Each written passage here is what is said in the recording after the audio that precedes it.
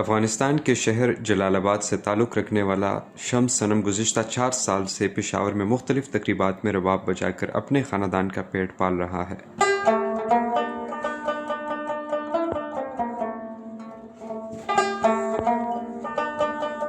موسیقی اس کا ہنر بھی ہے اور ذریعہ روزگار بھی، لیکن حالیہ مہاجرین انخلاء کے فیصلے نے اس کی زندگی کو غیر یقینی صورتحال سے دوچار کر دیا ہے۔ شمس کا کہنا ہے کہ افغانستان میں موسیقی پر پابندی ہے، اگر وہ وہاں گیا تو گھر کا چولہا کیسے جلے گا؟ پشاور میں اسے گھر خالی کرنے کا نوٹس مل رہے ہیں، جبکہ اس کے بچوں کو بھی سرکاری اسکولوں سے نکال دیا گیا ہے۔ ہم نے ہائی کورٹ سے یہ درخواست کی ہے کہ ہمیں اجازت ملے ہم پاکستان میں رہے۔ ادھر افغانوں کو ویزا بھی نہیں دے رہا ہے اور ہمیں گھر سے بھی نکال رہے ہیں، اور لوگ ہمیں گھر بھی ادھر نہیں دیتے کیونکہ ہم افغان ہیں، ہمارے پاس آئی ڈی کارڈ شناختی کارڈ نہیں ہے۔ افغانستان میں ہمارے میوزک الاؤڈ نہیں ہے، اجازت نہیں ہے۔ ہمیں تو اور کام بھی نہیں آتے کہ ہم کام کریں، ہمارے بس دادا کے باپ کی یہی میراث سے ہمیں یہ موسیقی۔ ہم ادھر اپنے گھر سے بھی نہیں نکلتے کیونکہ راستے میں بھی ہم فنکشن بھی نہیں جاتے، پولیس پکڑتے یا فوجی پھر ہمیں ڈپورٹ کرے گا۔ میں یہاں پر اسکول پڑھتا ہوں، وہاں سے مجھے نکالا گیا کیونکہ میں مہاجر ہوں اس لیے، اور مجھے دوسرے اسکول میں داخل کر دیا، اس کے بھی کہہ رہے آپ نکل جاؤ یہاں سے، آپ مہاجرین ہو، اس لیے ہمیں یہاں سے ڈپورٹ کرنا ہوگا۔ میرا دوست یہاں پر ہے بہت، لیکن میں افغانستان اس لیے نہیں جاتا کیونکہ وہاں پر کاروبار خراب ہے، میرا باپ کی بھی کاروبار خراب، اس لیے ہمارا گھر نہیں چلتا۔ شمس صنم سمیت درجنوں افغان موسیقاروں نے اپنے قیام کو قانونی تحفظ دینے کے لیے پشاور ہائی کورٹ سے رجوع کر لیا ہے۔ درخواست گزاروں کا موقف ہے کہ افغانستان ان کے لیے محفوظ نہیں اور بطور موسیقار انہیں وہاں سنگین خطرات لاحق ہو سکتے ہیں۔ افغان موسیقار رضوان منور کا کہنا ہے کہ فنکاروں کے لیے اب وہاں حالات پہلے سے بھی زیادہ مشکل ہو چکے ہیں۔ آپ سب کو اچھی طرح معلوم ہے کہ افغانستان میں موسیقی پر پابندی عائد ہے۔ بین الاقوامی میڈیا پر آپ دیکھتے ہیں کہ وہاں ہنرمندوں کے آلات توڑے جاتے ہیں اور انہیں تشدد کا نشانہ بنایا جاتا ہے۔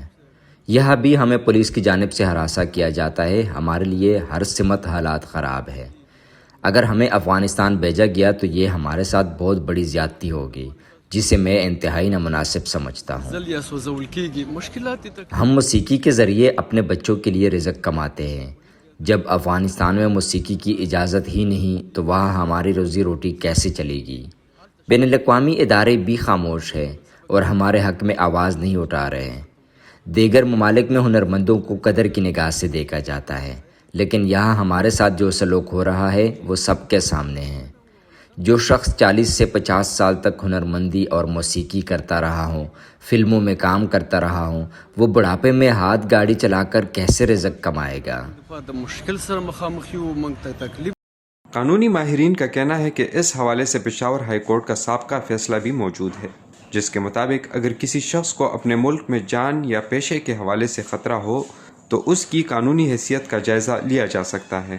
جو موسیقار ہیں ان کے لیے پشاور ہائی کورٹ سے ایک فیصلہ بھی آیا تھا، جو اس پہ ٹرانسجینڈرز کے لیے بھی ایک فیصلہ آیا تھا کہ آپ ازائلم کے لیے درخواست کریں، اور جو نان ریفولمنٹ کی پالیسی ہے انٹرنیشنل لا کے مطابق، اس میں ان کو نکالا نہیں جا سکتا اگر یہ ازائلم سیک کرتے ہیں پاکستان میں، کیونکہ ان کو خطرہ لاحق ہے۔ جیسے ملک پہنچیں گے ان کے خلاف وہاں کی حکومت جو ہے کوئی نہ کوئی سخت ایسے اقدام اٹھائے گی جن میں ان کی جان تک جا سکتی ہے، جن میں ان کو جیل میں بھی ڈالا جا سکتا ہے۔ اس لیے یہ ازائلم سیک کر سکتے ہیں اگر انہیں آلریڈی نہ سیک کیا ہو، اور عدالت اس پہ اسٹے آرڈر بھی ان کو گرانٹ کرتی ہے کہ ان کو پاکستان سے ملک بدر نہ کیا جائے، ان کو نکالا نہ جائے۔ ان کے جو بچے ہیں وہ بھی ازائلم سیکرز کے زمرے میں آتے ہیں، مطلب کہ جب ازائلم یہ سیک کریں گے تو نہ صرف اپنے لیے بلکہ اپنی فیملیز کے لیے بھی، تو ان میں ان کو تمام رائٹس مل جاتے ہیں جو ایک پاکستانی کو لاحق ہوتے ہیں، ایکسیپٹ فار اے فیو جو فنڈامنٹل رائٹس ہیں، 2 سیٹس ہیں، تو وہ ہر ایک بندہ جو پاکستان میں کسی سٹیٹس کے بابت بھی رہائش پذیر ہے تو ان کو وہ ایکسٹینڈ ہوتے ہیں۔ باقی لیگل رائٹس بھی ان کو ملتے ہیں جن میں ایجوکیشن بھی آ جاتا ہے، اور باقی جو زندگی کے ساتھ کنیکٹڈ مسائل ہیں یا کنیکٹڈ چیزیں ہیں وہ اس پہ کور ہو جاتی ہیں۔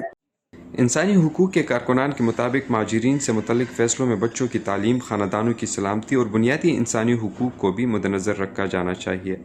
تاہم اب دیکھنا یہ ہے کہ عدالت شمس صنم اور دیگر افغان موسیقاروں کی درخواست پر کیا فیصلہ دیتی ہے۔ اور کیا ان کے بچوں کا مستقبل پاکستان میں محفوظ رہ پاتا ہے یا نہیں؟ محمد دانیال عزیز، voice.pk، پشاور۔